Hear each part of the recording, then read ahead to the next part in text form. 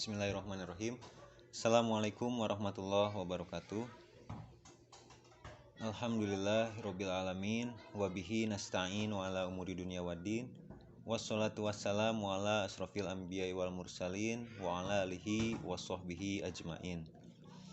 Rabbi shrah li sadri wa yassir li amri wahlul 'uqdatam min lisani yafqahu qawli. Amma ba'd.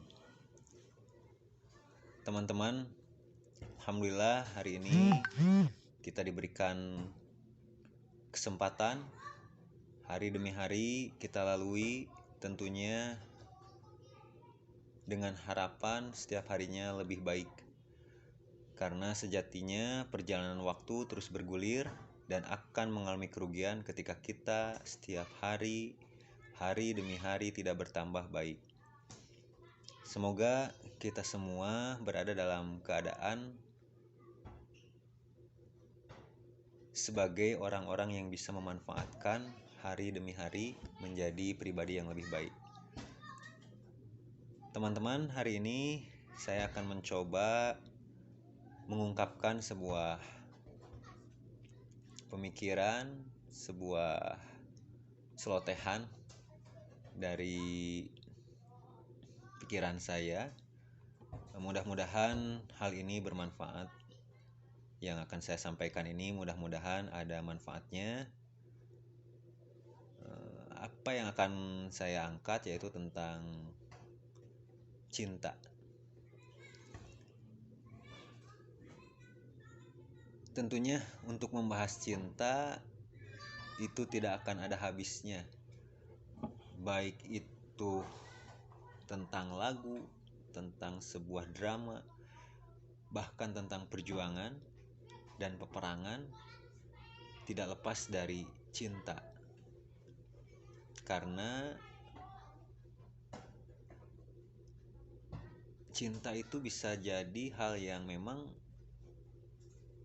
sulit untuk diungkapkan, bahkan sulit untuk didefinisikan. Makanya hal yang saya ungkapkan sekarang ini bukan definisi cinta yang sebenarnya mungkin, atau bisa jadi ini salah satu alternatif pemaknaan cinta. Nah, saya mulai dari sebuah ikatan cinta, tapi bukan sinetron ya. Ini tentang ikatan rumah tangga. Nah, ikatan rumah tangga itu tentunya harus ada cinta. Nah, cinta secara simbolis itu diawali dari hal yang paling dasar ketika mengikatkan diri dan pasangan kita dalam berumah tangga, yaitu ketika akad.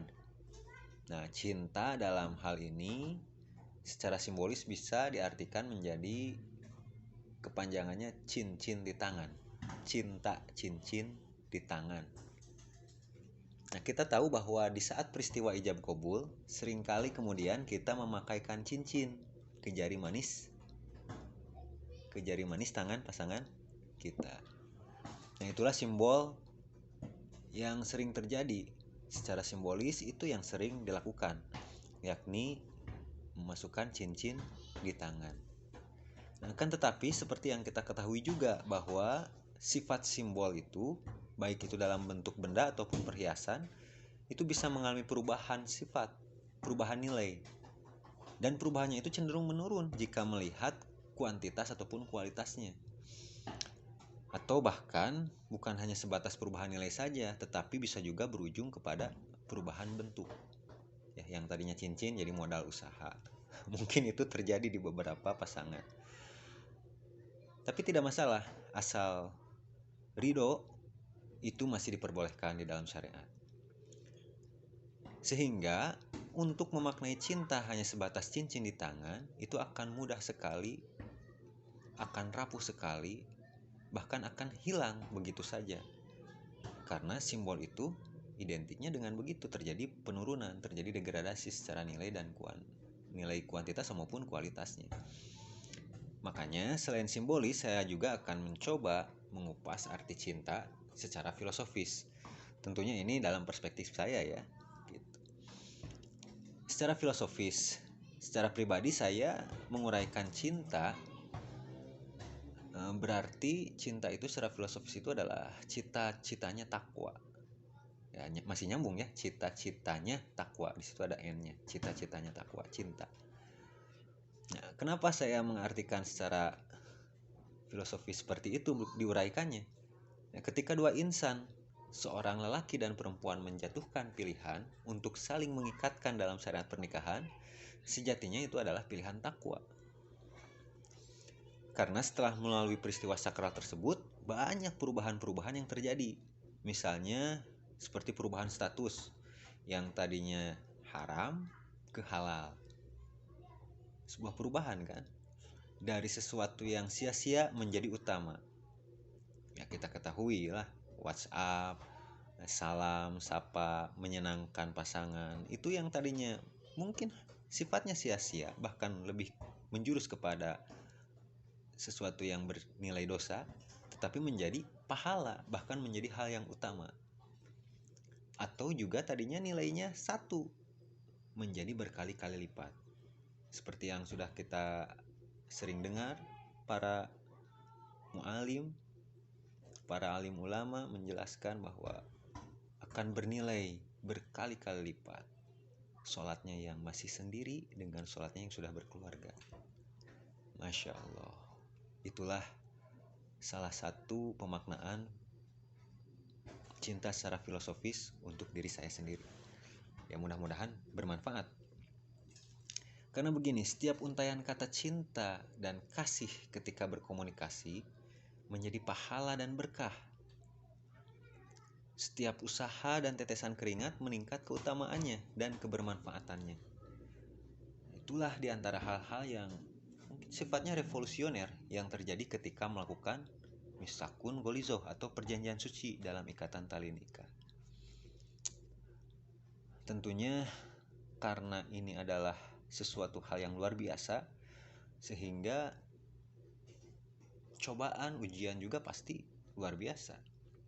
Karena pernikahan atau kehidupan rumah tangga itu merupakan syariat yang besar dan penentu dalam kehidupan, baik skala diri, keluarga, masyarakat, bahkan sampai berpengaruh dalam kehidupan berbangsa dan bernegara.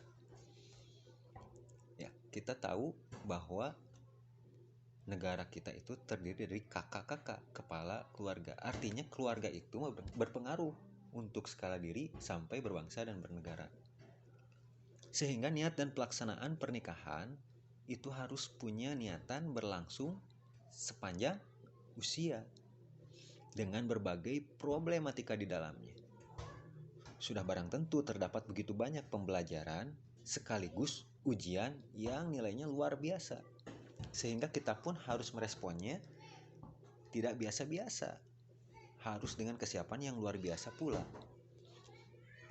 Karena di depan ada kesulitan dan kepayahan, sehingga ketika seorang nahkoda dan awak kapalnya, seorang suami, istri, dan beserta keluarga yang dibawanya, itu harus menyadari bahwa iklim, arus, gelombang, lautan, samudra yang sedang diseberangi bahteranya itu sangat dahsyat. Mungkin ada badai, ada petir, ada gelombang yang sangat besar. Dan jika tidak terjadi atau tidak mempunyai sikap mental yang kuat, itu akan begitu mudah untuk memutuskan berbalik arah.